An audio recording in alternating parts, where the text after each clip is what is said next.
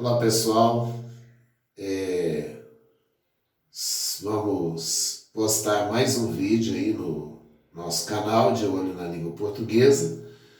Eu sou o professor Marco Antônio Pereira e quero pedir a vocês que se inscrevam no meu canal, ativem o sininho para receber as notificações, para receber os vídeos aí que a gente vai postando. Depois eu vou postar também um material para não só da parte teórica, mas da parte prática também de exercícios, né, que vão ser que a gente vai dando aqui no decorrer do tempo. E nós precisamos de muitos inscritos aí no canal, né? Ainda estão poucos os números está pouco o número de inscritos aqui no canal ainda, precisamos de mais, né? Então conto aí com a colaboração de todos no sentido de se inscreverem, né? De ativarem o sininho, de dar o seu like, de fazer os seus comentários, né? Para que o nosso canal cresça cada vez mais.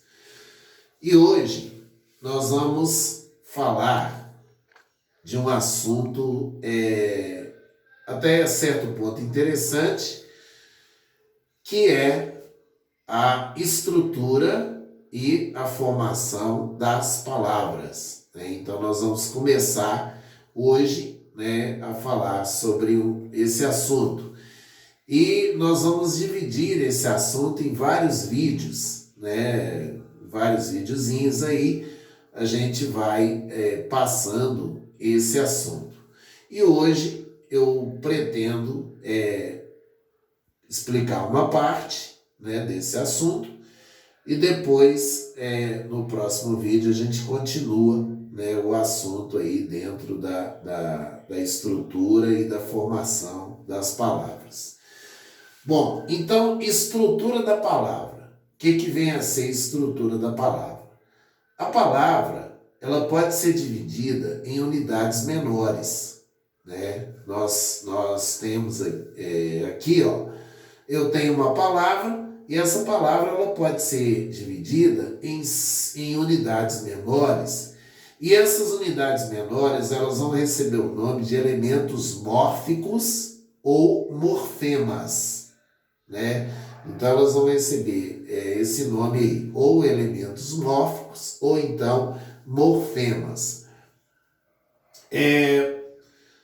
Nós temos aqui na palavra, a gente tem raiz, né? E só que a raiz é o seguinte, ela só interessa a gramática histórica. Então, como a gente não vai estudar a gramática histórica, eu não vou também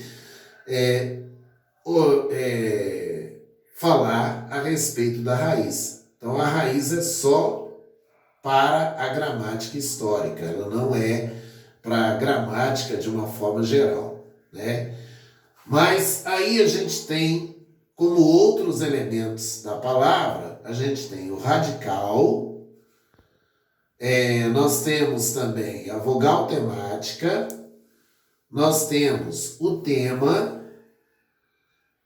nós temos também os afixos, nós ainda teremos as desinências e teremos também os fonemas de ligação, que são, no caso, a vogal e a consoante de ligação dentro da estrutura da palavra. Então, vamos exemplificar aqui o seguinte. Se a gente pega, por exemplo, a palavra gatinhas, nós vamos dividir essa palavra da seguinte maneira. Nós temos gat, depois a gente tem INH, depois nós vamos ter A e depois nós vamos ter o S. O que quer dizer que esses elementos? O gat é um elemento que vai trazer para a gente o significado da palavra, né? Vai ser aquele elemento base da palavra, né? O INH vai ser um elemento que vai dar a ideia de diminutivo, né? O A vai ser aquele elemento que vai dar uma ideia de gênero feminino, né? Dizendo aí que a palavra está no feminino. E o S vai dar para a gente a ideia de plural, né? Que a palavra aí está no plural. Então, esses são os elementos que a gente tem. Numa outra situação, por exemplo, vamos pegar aqui a palavra chaleira. Aí a gente tem chá, que é o elemento que vai, vamos dizer assim, vai ser base da palavra, né? Ele que vai trazer o significado, né, da palavra. Aí nós temos aqui um L, que é aquele elemento que vai, vamos dizer assim, vai acomodar os fonemas, né? Vai acomodar a palavra foneticamente. E temos o eira, né? Que é um elemento também que vai indicar que a palavra pode dar uma ideia assim de lugar, né? De lugar aí, esse elemento eira. Bom, então, o primeiro elemento que nós temos é a raiz, mas esse elemento ele só interessa a gramática histórica, então nós não vamos explicar, como eu falei. Então eu vou começar a trabalhar o radical. Então o que é o radical? O radical é aquele elemento base da palavra. É aquele elemento que traz o significado externo da palavra. É aquele elemento que mostra para a gente o que aquela determinada palavra significa, né? Então, por exemplo, eu pego aqui a palavra gatinhas. Então, esse elemento gat, G-A-T, é um elemento que vai trazer para a gente o significado, né? O sentido base dessa palavra, né? E é um elemento que é comum a uma série de palavras da mesma família. Por exemplo, gato, gatinho, gatão,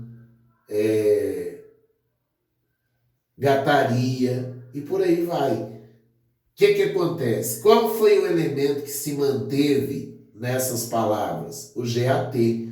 Então, o GAT é o radical, né? Então, GAT é o radical. Por exemplo, eu tenho aqui a palavra pedra. Vai ser pedra, pedreiro, pedraria, pedregulho, pedrinha, por aí vai. Então, o PEDR, que foi o elemento que se manteve em todas essas palavras, é o radical. Então, o radical ele pode ser um elemento comum a uma série de palavras da mesma família, né? Daí que, quando eu tenho palavras que têm o mesmo radical, essas palavras são chamadas de palavras cognatas. Então, o que é uma palavra cognata? É aquela palavra que tem, são aquelas várias palavras que têm o mesmo radical. Então, pedreiro, pedraria, pedrinha, pedregulho, né? Então, PEDR é o radical, e essas palavras são chamadas cognatas porque elas são da mesma família. Igual, por exemplo, eu tenho lá noite, tem anoitecer, noitada, noitinha, pernoite e por aí vai. Então esse NOIT é o radical. Agora, só que tem uma situação, o seguinte: tem determinadas palavras que apresentam apenas o radical. Elas não têm outros elementos. Por exemplo, essas palavras que terminam em consoante, ou em vogal tônica, essas palavras apresentam só o radical. Por exemplo, a palavra flor. Qual que é o radical de flor? É flor. Por quê? Porque a palavra flor, ela termina em consoante, né? Termina em R. Agora, qual que é o radical, por exemplo, da palavra bambu? É o bambu mesmo. Por quê? Porque a palavra bambu, ela vai terminar em quê? Ela vai terminar em vogal tônica, né? Então, quando a palavra termina em consoante ou em vogal tônica, ela só apresenta o radical. É claro que depois eu posso acrescentar outros elementos, né, à palavra, mas a primitiva ela só tem o radical. Bom, vogal temática. O que é vogal temática? Vogal temática vai ser aquele elemento que eu acrescento ao radical para formar, para que os outros elementos se acomodem, né? Eu tenho aqui uma vogal, né? Essa vogal ela vai ser acrescentada aqui ao radical para que outros elementos se acomodem. A vogal temática, nos verbos, por exemplo, nas formas verbais, a vogal temática vai indicar a que conjugação que o verbo pertence, né? Então, eu tenho 3 vogais temáticas verbais. Eu tenho o A, que indica que o verbo pertence à primeira conjugação. Então, por exemplo, o verbo amar. Então, o radical é amo e o A é a vogal temática, ou seja, é aquela vogal que está entre o radical e a desinência de infinitivo, que é o R, né? Agora, vogal temática da segunda conjugação, por exemplo, comer. Então, qual que é o radical? Como. Aí, o E vai ser a vogal temática. O outro item vai ser o I, né? O I, por exemplo, no caso do partir. Então, I é a vogal temática, porque o parte até o T é o radical e o I é a vogal temática. Agora, aqui vale uma observação seguinte. Como eu obtenho o radical de um verbo? Basta eu passar esse verbo para o infinitivo e tirar as terminações ar, e ir. O que sobrar é radical. Por exemplo, no caso do verbo partir, tirando ir, radical parte. No caso do comer, tirando o er, radical com, até o N. No caso de amar, tirando ar, o radical am. Então, esse e dessa forma eu vou obter o radical de um verbo, né? Bom, então nós temos 3 vogais temáticas verbais, ou seja, aquelas vogais que vão caracterizar a que conjugação o verbo pertence. No caso, A, primeira conjugação, E, segunda conjugação e I, terceira conjugação. Agora, e os verbos terminados em OR? Caso do por, caso do compor, do transpor, do antepor e por aí vai. Esses verbos aqui pertencem à segunda conjugação. Por que eles pertencem à segunda conjugação? Porque vem do verbo poer, que é um verbo latino, né? E aí o verbo poer, né? E aí esse verbo, ele vai apresentar algumas de suas formas com a vogal temática E. Por exemplo, no caso do põe, no caso do compõe, no caso do transpõe e por aí vai, esse é uma vogal temática. Agora, e dentro dos nomes? Dentro dos nomes, a vogal temática também vai separar o radical das desinências, né? Então, por exemplo, no caso aqui da palavra menino, esse O é a vogal temática, porque menim, até o N, até o último N, né? Ele vai ser o radical. Então, o O vai ser a vogal temática nominal, né? Indica... ela, nesse caso aqui, ó, ela não é desinência de gênero, não. Porque a desinência de gênero masculino é 0. Tá? A desinência de gênero masculino é 0. A única desinência de gênero que a gente vai ter vai ser o A, né? E assim mesmo, o A vai ser desinência de gênero desde que eu tenha um masculino correspondente. Porque se eu não tiver um masculino correspondente, esse A vai ser vogal temática. É o caso, por exemplo, da palavra mesa. Na palavra mesa, o A é vogal temática. Por quê? Porque eu tenho meso? Não tenho. Eu não tenho meso, né? Então, nesse caso aqui, o A vai ser vogal temática.